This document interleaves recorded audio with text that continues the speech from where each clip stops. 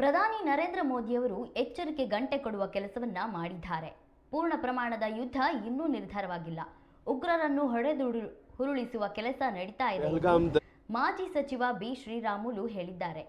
ದೇವನಹಳ್ಳಿಯಲ್ಲಿ ಮಾಧ್ಯಮ ಪ್ರತಿನಿಧಿಗಳ ಜೊತೆ ಮಾತನಾಡಿದ ಅವರು, ಪ್ರಧಾನಿ ಅವರ ಜೊತೆ ನಾವು ಇದ್ದೇವೆ, ದೇಶವನ್ನು ಉಳಿಸಿಕೊಂಡು ಹೋಗುವ ಕೆಲಸ ಮಾಡ್ತಿದ್ದೇವೆ ಎಂದಿದ್ದಾರೆ. ಕೆಲಸ ಸಿಂಧೂರವನ್ನು ಅಳಿಸುವಂಥ ಕೆಲಸ ಇವತ್ತು ಉಗ್ರಗಾಮಿಗಳೆಲ್ಲರೂ ಕೂಡ ಮಾಡಿದ ನಂತರ ಎಲ್ಲೊಂದು ಕಡೆ ಪ್ರತೀಕಾರವನ್ನು ತೀರಿಸಲೇಬೇಕಾಗಿತ್ತು. ಯಾಕಂದರೆ ಇವತ್ತು ಈ ಭಾರತ ದೇಶದಲ್ಲಿದ್ದಂಥ ಎಲ್ಲ ಮಹಿಳೆಯರನ್ನು ಸಿಂಧೂರವನ್ನು ಅಳಿಸಿದಂಥ ಉಗ್ರಗಾಮಿಗಳಿಗೆ ಒಂದು ತಕ್ಕ ಪಾಠವನ್ನು ಕಲಿಸಬೇಕು ಅನ್ನೋಂಥ ಕಾರಣದಿಂದ ಇವತ್ತು ದೇಶದ ಪ್ರಧಾನಮಂತ್ರಿಗಳಂಥ ನರೇಂದ್ರ ಮೋದಿಜಿಯವರು ಒಂದು ಎಚ್ಚರಿಕೆ ಗಂಟೆಯನ್ನು ಕೊಡೋಂಥ ಕೆಲಸ ಕೂಡ ಮಾಡಿದ್ದಾರೆ.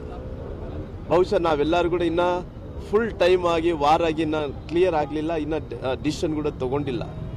ಎಲ್ಲೆಲ್ಲಿ ಉಗ್ರಗಾಮಿಗಳಿದ್ದಾರೋ ಟೆರರಿಸ್ಟ್ ಇದ್ದಾರೋ ಅಲ್ಲೆಲ್ಲ ಕೂಡ ದಾಳಿ ಮಾಡೋಂಥ ಕೆಲಸ, ಟೆರರಿಸ್ಟನ್ನು ಉರುಳಿಸೋಂಥ ಕೆಲಸ, ಟೆರರಿಸ್ಟನ್ನು ಹೊಡೆಯೋಂಥ ಕೆಲಸ ಆಗ್ತಾಯಿದೆ.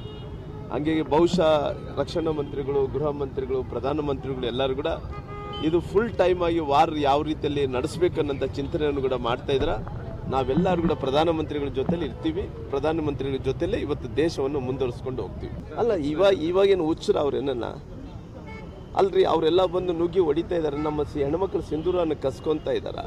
ಅವ್ರಿಗೇನೋ ತಲೆ ಕೆಟ್ಟಿದೆ. ಇವತ್ತು ಶಾಂತಿ ಮಂತ್ರವನ್ನು ಜಪಿಸೋದು ಇವತ್ತು ಗಾಂಧಿ ಕಾಲ ಅಲ್ಲ ನೋಡ್ರಿ. ಇದು ಗಾಂಧಿ ಕಾಲ ಇತ್ತು. ಅಹಿಂಸದ ಮೂಲಕ ನಾವು ಸ್ವಾತಂತ್ರ್ಯವನ್ನು ಪಡ್ಕೋಬೇಕಂದೇಳಿ ಗಾಂಧಿ ಫಂಡಮೆಂಟಲ್ಸೇ ಬೇರೆ ಇತ್ತು. ಇವರು ಫಂಡಮೆಂಟಲ್ಸ್ ಏನಿದ್ದಾರೆ ಇವತ್ತೆಲ್ಲ ಕೂಡ 4 ಮಂದಿ ಇದ್ದಾರೆ. ಇವತ್ತು ಅಹಿಂಸದ ಬಗ್ಗೆ ಇವತ್ತು ಇವರು ಮಾತಾಡ್ತಾರೆ. ಅಲ್ಲಿ ಉಗ್ರರೆಲ್ಲರೂ ಕೂಡ ಹೊಡೆದಾಗ್ತಾ ಇದ್ದಾರೆ.